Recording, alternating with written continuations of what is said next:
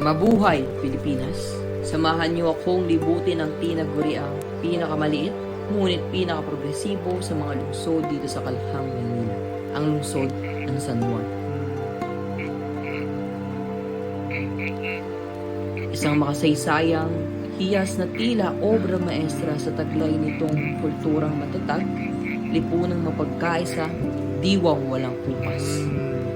Dating kilala sa tawag ng San Juan del Monte, matatagpuan ang San Juan sa gitna ng Kalakhang, Maynila. Karatig nito ang mga lungsod ng Quezon sa Ilaga at Silangan, Mandaluyong sa Timog at Manila sa kanluran. Ngayon ay dumako tayo sa itinuturing na pinakamasaysayang puok sa San Juan, ang Pinaglaban. Ay ate, taga rito ka po ba? Opo, bakit niyo pala natanong? Kita mo ba yung statue? Medyo curious kasi ako kung anong pinagmulan nun. Pwede mo ba akong kwentuhan kung anong meron doon? Sige, tara punta tayo. Dito, sa Pinaglabanan Memorial Shrine, ang tinaguriang Pride ng San Juan, sinasabing naganap ang Battle of San Juan del Monte, isang makasaysayang pangyayari sa Philippine Revolution laban sa Spanish colonization noong August 30, 1896, kung saan unang sumalakay ang mga katipunero sa pangunguna ni Andres Bonifacio at Emilio Jacinto. Bilang paggunita sa nasabing makasaysayang labanan, itinayo ang Pinaglabanan Memorial Shrine noong 1973. Matatanaw sa lugar na ito ang monumento ng Spirit of Pinaglabanan ni Eduardo Castrelo na makikita sa bandang gitnang bahagi at ang Eternal Flame bilang simbolo ng kalayaan ng mga Pilipino. Bukod sa pagiging isang makasaysayang pook, nagtayo rin ang San Juan ng dalawang museo upang maituro ang kasaysayan ng nasabing lugar.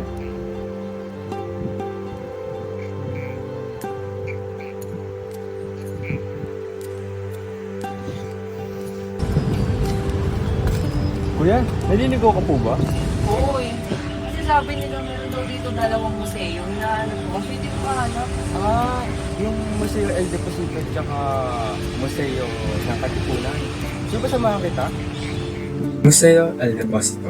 Dito lamang Pebrero 20, 2019 ay binuksan sa publiko ang bagong Museo El Deposito na matatagpuan malapit lang sa Pinaglabanan Memorial Shrine. Dito ay matututunan ang kasaysayan ng sistemang patubig sa Kamaynilaan. Kikita sa ilalim ang lagusan na nagsisilbing pasukan sa malawak na imbakan ng tubig na itinayo pa sa pamumuno ng mga Kastila na natapos noong 1882 at nakapagsustento ng labis na supply ng tubig sa mga residente noong mga panahong iyon. Museo ng Katipunan. Pagkalabas ng Museo El Deposito ay mararating naman ang nauna pang itinayong museo ng Rebolusyon noong August 30, 1996.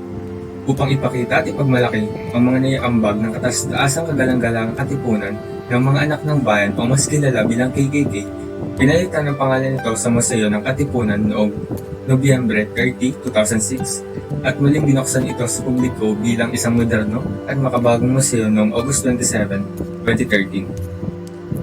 Noong Hulyo 5, 1894 ay itinatag ang isang simbahang katolikong kung tawagin ay Archdiocesan Shrine of St. John the Baptist na kilala rin bilang Pinaglabanan Church bilang parangal kay St. John the Baptist, ang santong patron ng San Juan kung saan hinango ang pangalan ng naturang lungsod.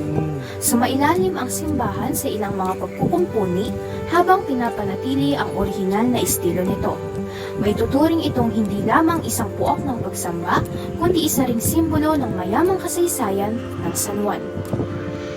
Speaking of St. John the Baptist, isa sa mga kapistahang ipinagdiriwang nila taon-taon ang Wata Wata Festival. Umaarangkada ito tuwing Hunyo 24 at isinasagawa sa pamamagitan ng pagkakaroon ng parada at pagbubuhos ng tubig o sa Ingles ay dousing of water sa lansangan at maging sa mga taong dumaraan. Bukod sa tradisyong basaan na ito, upang gunitahin ang pagbibinyag ni St. John the Baptist kay Heso Kristo, ito rin ay may tuturing na isang araw upang ipagdiwang ang siksik, liglig, at umaapaw na biyaya ng San Juan, pati na rin ang patuloy na kaunlaran nito. Sa San Juan, tunay ngang magkatuwang ang bawat isa upang magampanan ng kanilang mga tungkulin bilang isang nagkakaisang komunidad. Maaari ninyong bisitahin ang official website ng San Juan upang makakuha ng karagdagang impormasyon tungkol sa mga serbisyong ipinagkakaloob ng lokal na pamahalaan, mga proyektong pangkaunlaran at mga kaganapan sa lungsod. Kaya ano pang hinihintay nyo? Tuklasin at tangkilikin ang natatanging ganda na makabagong lungsod ng San Juan.